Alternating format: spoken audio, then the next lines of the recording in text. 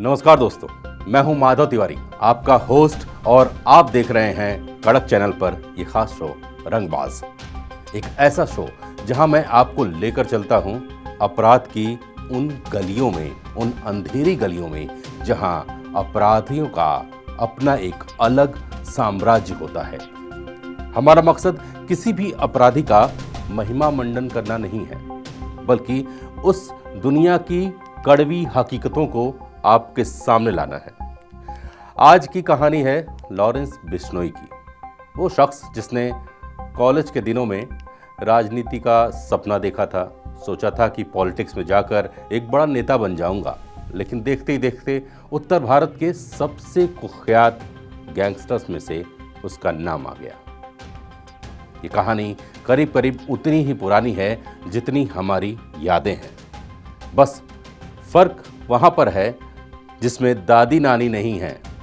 इस जगह हमारे आज के वो पात्र आ गए हैं, वो गैंगस्टर आ गए हैं, पुलिस आ गई है, डर का एक माहौल आ गया है, खूनी रंजिशें आ गई हैं, और वो पूरा नेटवर्क जिसने कई लोगों की नींद उड़ा दी है, कई लोगों की क्या कहें, कई देशों की भी नींद उड़ा दी है। तो दिल थाम कर बैठिए और थोड़ा लाइट्स को कम कर लीजिए।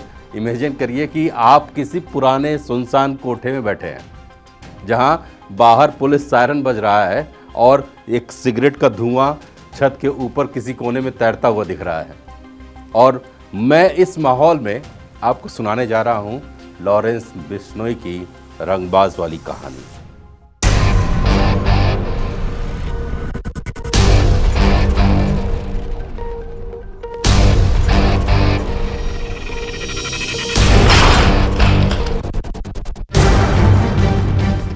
तो दोस्तों, पहले एक बात समझ लो, हर कहानी की दो शक्लें होती हैं। एक वो जो दुनिया देखती है, और दूसरी वो जो कहानी में शामिल किरदारों का अपना सच होता है। सच्चाई कहीं इन दोनों के बीच अटकी रहती है, और अगर हम उस कहानी में मसाला डालें, थोड़ी जैसे कि थोड़ी धमकियां हो, थोड़ा बदले की भावना हो, थोड़ा गैंग वार आ जाए, थोड़ी ठाएं आ जाए, थोड़ी पॉलिटिक्स आ जाए, थोड़ा फिल्मी ड्रामा हो जाए, तो वो सच्चाई तलाशना और भी पेचीदा हो जाता है। लॉरेंस बिश्नोई की कहानी भी कुछ ऐसी ही है। ये कहानी वहाँ शुरू होती है जहाँ एक नौजवान अपनी कॉलेज पॉलिटिक्स में नाम कमाने के सपने देखता है, लेकिन हालात कुछ और हो जाते हैं। अहंकार आ जाता है, ताकत की भूख आ जाती है, और शायद कहीं न कहीं किस्मत की कुछ उल्टी चाल भी होती है, जिसकी वजह से जुर्म की दुनिया में वो धंसता जाता है। एक ऐसा दलदल जहां से निकलना आप जानते होंगे कि लगभग नामुमकिन होता है, कोई निकल नहीं पाता है।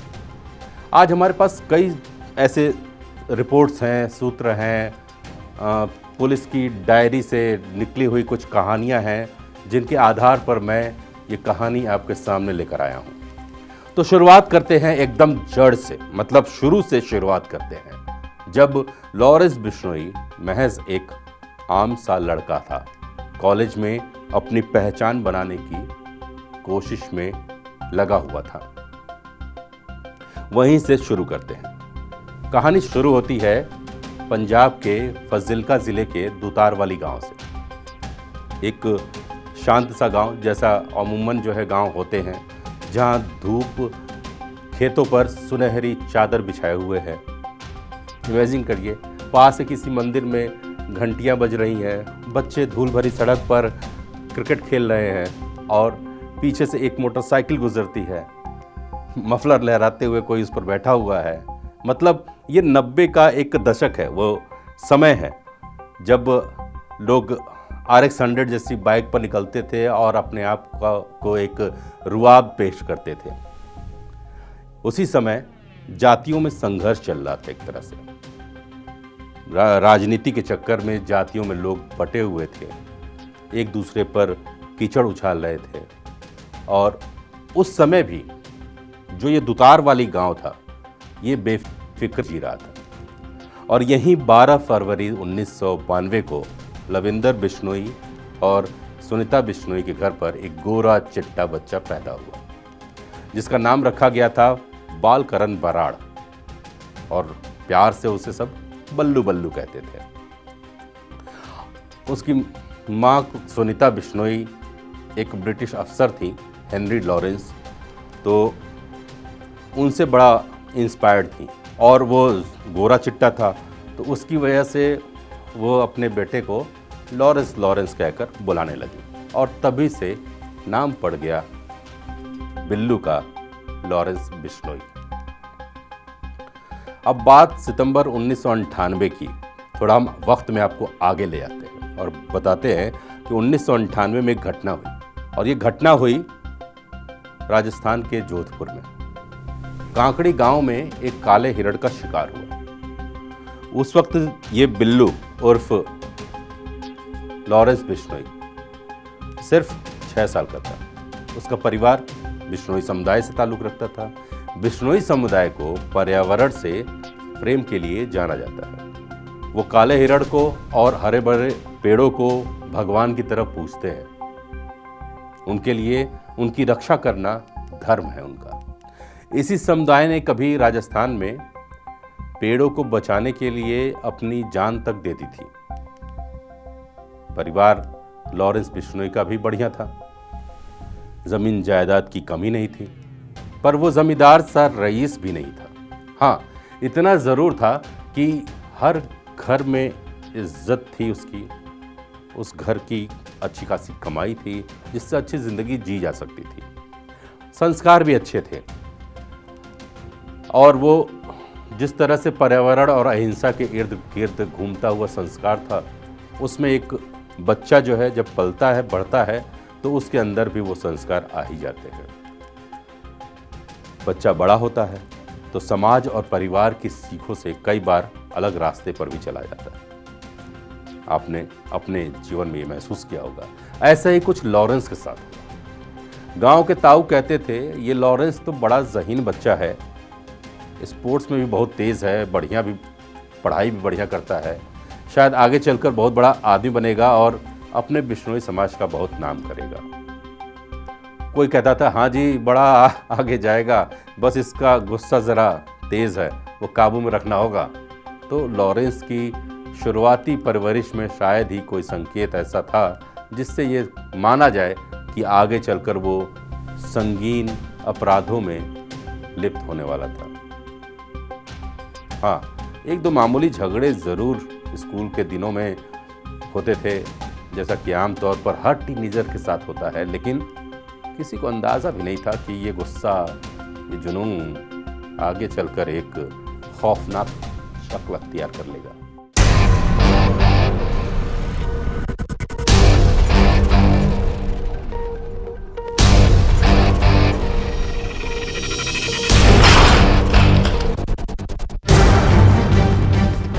चलिए सीन बदलते हैं थोड़ा। सोचिए, कॉलेज का कैंपस है, लंबा चौड़ा मैदान है, इलेक्शन के पोस्टर लगे हुए हैं, ग्रुप में खड़े लड़के हैं, नारे लगाते हैं। लॉरेंस की उसमें से एंट्री होती है भीड़ से। उसकी आंखों में चमक है, अजीब सी चमक। इमेजिन करिए उस चेहरे को। शायद सत्ता की भूख उसमें दिख रही है, शायद कुछ कर गुजरने का जुनून दिख रहा है। लॉरेंस बिश्नोई ने चंडीगढ़ के डीएवी कॉलेज में कुछ इसी तरह से अपनी पढ़ाई की। यहाँ उसका दिमाग में था, मैं स्टूडेंट पॉलिटिक्स में हाथ आजमाऊंगा, नाम कमाऊंगा, फेम मिलेगा, फिर शायद मुख्य धारा की राजनीति में पहुंच जाऊंगा, देश की राजनीति में पहुंच जाऊंगा। कॉलेज पॉलिटिक्स का माहौल पंजाब और चंडीगढ़ में कुछ कॉलेजों में मतलब ऐसा ही था जैसा देश के बड़े कॉलेजों में देखने को मिलता है, वैसे ही गर्म रहता है। गुटबाजी, पोस्टर वॉर, नारेबाजी, कभी कभी हाथापाई, ये सब होता रहता है। कुछ रिपोर्ट्स बताती हैं कि लॉरेंस ने यहीं से अपने पहले गैर कानूनी संपर्क बना लिए थे। स्टूडेंट यूनियन में होने वाली आपसी लड़ाइयों का फायदा उठाने के लिए तमाम गैंग और बाहर के जो शरारती तत्व होते हैं वो सक्रिय रहते हैं। यहीं कहीं लॉरेंस की मुलाकात उन लोगों से हुई जो हथियारों और आपराधिक नेटवर्क से जुड़े हुए थे। सोच कर देखिए कि माहौल कैसा होगा। लॉरेंस अपने दोस्तों से जैसे कह रहा है, देख भाई, पॉलिटिक्स में आना है तो बस शो ऑफ करना पड़ेगा, अपना दबदबा होना चाहिए, अगर डरा कर ही जीतना पड़े तो वो भी सही। और उसका एक दोस्त कहता होगा, अबे थोड़ा संभल जा, ये रास्ता खतरनाक है। तो लॉरेंस क्या कहेगा, खतरों से खेलना ही तो पॉलिटिक्स है, समझा कर। तो कुछ इस तरह का माहौल रहा होगा। अपनी करतूतों की वजह से कॉलेज के दिनों में ही एक दो बार हवालात की सैर कर चुका था लॉरेंस। कॉलेज पॉलिटिक्स का समय उसके लिए टर्निंग पॉइंट साबित हुआ। इसी दौर में उसका संपर्क ऐसे लोगों से हुआ जो अपराध की दुनिया में अच्छी खासी दखल रखते थे। हालांकि उसकी असल एंट्री आपराधिक रिकॉर्ड में तब हुई जब उसने एक कॉन्ट्रैक्ट लेकर एक व्यक्ति को धमकाया, उससे वसूली करने की कोशिश की, और यहीं से उसके जीवन में एक नया अध्याय शुरू हो गया। अपराध का एक काला अध्याय, एक अध्याय जिसमें लॉरेंस अब सिर्फ कॉलेज का स्टूडेंट लीडर नहीं था, बल्कि अपराधियों से मेल जोल बढ़ा रहा था। उसका नाम पुलिस रिकॉर्ड में आने लगा था, पुलिस वाले उसको ढूंढने लगे थे, कभी कभार ऐसे ही उठा ले आते थे। छोटे मोटे केस होते थे, मारपीट होती थी, धमकी देने के आरोप लगते थे, कोई रंगबाजी कर रहा है, वसूली कर रहा है, पुलिस वाले आए दिन उठाए जा रहे थे। और इस बीच में कॉलेज में उसकी दोस्ती भी बढ़ी कुछ ऐसे ही लोगों के साथ, जिसमें गोल्डी बराड़ का नाम है, संपत नेहरा का नाम है, वो उसके जुर्म के साथी बने। और कॉलेज के दिनों में ही गिरफ्तार, जमानत, फिर गिरफ्तार, फिर जमानत, ऐसा सिलसिला शुरू हो चुका था। और ये सब करते करते धीरे धीरे लॉरेंस और उसके दोस्तों पर संगीन धाराओं में मुकदमे दर्ज होने लगे। लेकिन उसकी सबसे बड़ी दुश्मनी शुरू हुई माया नगरी में भाईजान से, सलमान खान से। इसके बारे में हम आपको अगले एपिसोड बताएंगे, लेकिन उससे पहले बताते हैं कि आजकल आखिर क्या कर रहा है लॉरेंस बिश्नोई, और ऐसा क्या है कि मौजूदा वक्त में एजेंसियां घबराई हुई हैं।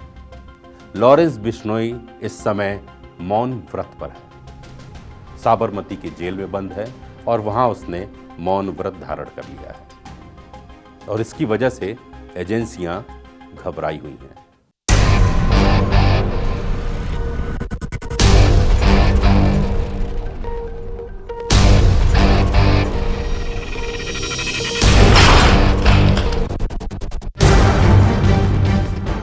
तो सीन कुछ इस तरह का है, थोड़ा इमेजिन करिए एक बार, मैं आपको इमेजिन कराता हूं फिर से, ताकि आप इस कहानी में अपने आप को एक किरदार समझकर इसमें शामिल हो सके। एक धुंधली जेल की कोठरी है, सीलन है, ऊपर एक छोटी सी खिड़की से थोड़ी सी रोशनी आ रही है। लॉरेंस अपने बैरक में बैठा हुआ है, उसके चेहरे पर किसी तरह की शिकन नहीं है, वो आंखें बंद किए हुए, ध्यान लगाए हुए, ऐसा लग रहा है कि कोई संत महात्मा बैठ गया है जेल में। लेकिन उसका ये रूप लोगों को डरा रहा है, क्योंकि साल 2014 के बाद लॉरेंस बिश्नोई का नेटवर्क बहुत तेजी से इसी जेल की कोठरी की चारदीवारी के बाहर बढ़ता रहा। भले ही लॉरेंस बिश्नोई इस कोठरी में बंद था, लेकिन उसका नेटवर्क लगातार बढ़ता रहा, और आज के दिन में वो मौन व्रत है। 12 फरवरी को उसका बर्थडे है, उसका जन्मदिन है। 12 फरवरी दिन बुधवार है। वैसे तो तस्वीरों में आपने देखा होगा कि लॉरेंस बिश्नोई के माथे पर एक टीका लगा रहता है।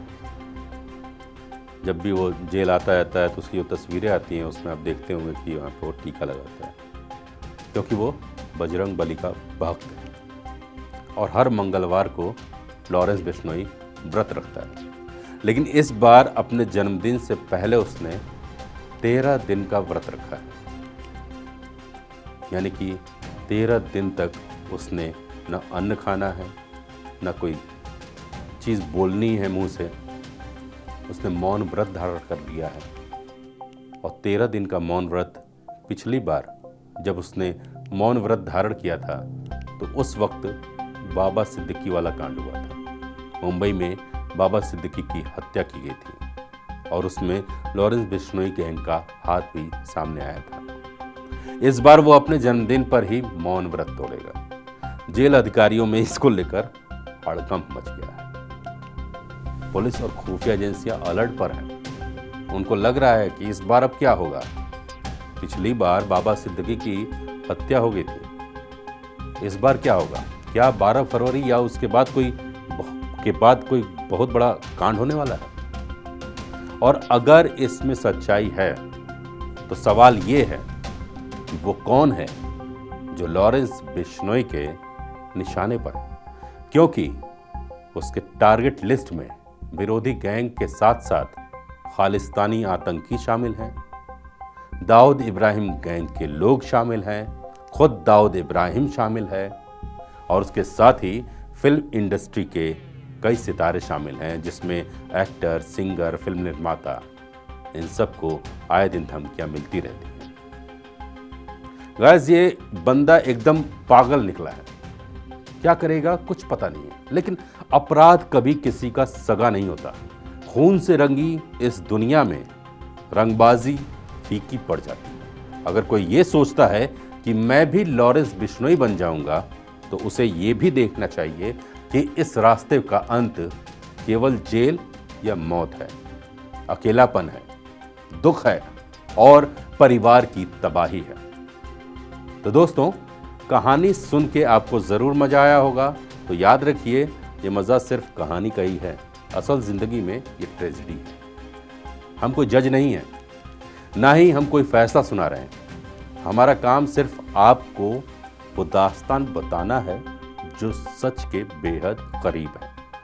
हमें जो मीडिया रिपोर्ट्स, पुलिस स्टेटमेंट्स से मिली हैं चीज़ें, उसी के आधार पर हम ये कहानी आप तक ले आए हैं। तो अब तक की जो कहानी आपने सुनी उसमें आपको हमने लॉरेंस बिश्नोई के बारे में बताया और उसके मौन व्रत के बाद साबरमती जेल से लेकर पूरे पुलिस महकमे में और सुरक्षा एजेंसियों में हड़कंप के बारे में बताया। आगे रंगबाज में अभी इसकी कहानी बाकी है, यानी लॉरेंस बिश्नोई का एक पार्ट और है और वो दहशत से भरा हुआ है। आगे सलमान खान के साथ उसकी दुश्मनी की कहानी हम सुनाएंगे रंगबाज के इस एपिसोड के पार्ट 2 में। So friends, stay safe, stay aware and keep telling real stories in bold way. नमस्कार, मैं हूं माधव तिवारी, आपका होस्ट। जय हिंद।